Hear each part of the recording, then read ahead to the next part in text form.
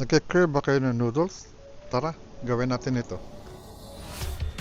Ito yung beef na nilagyan ng ginger, garlic, chopped onions, tapos black pepper, tsaka powdered onions.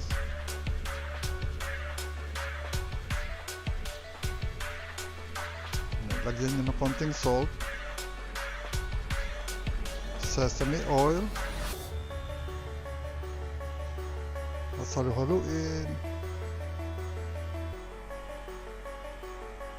Tapos may konting soy sauce para sa umami. May sugar din siya, konti, 1 teaspoon.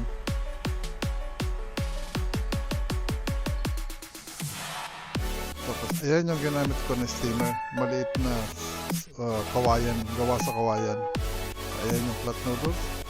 Sinuok muna natin yan sa mainit na tubig. Tapos ready na ito, pwede na itong steam.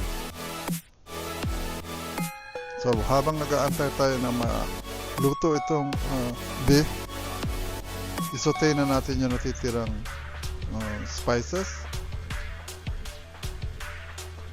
Tapos ilagay na natin yung noodles dyan. Gawa lang tayo ng konting sauce. Meron yan oyster sauce na halo, tapos soy sauce, sesame oil,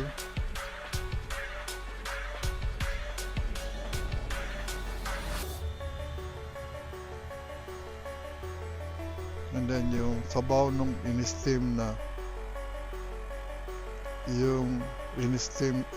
na beef, lagay natin dyan. Ayan, halo-haluin.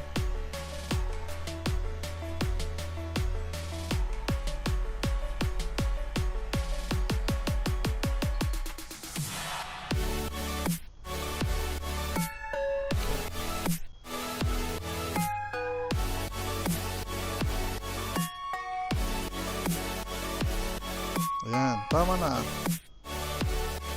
Okay na. So yung beef mamaya mo nilagay. Yan, ganyan. Ganyan.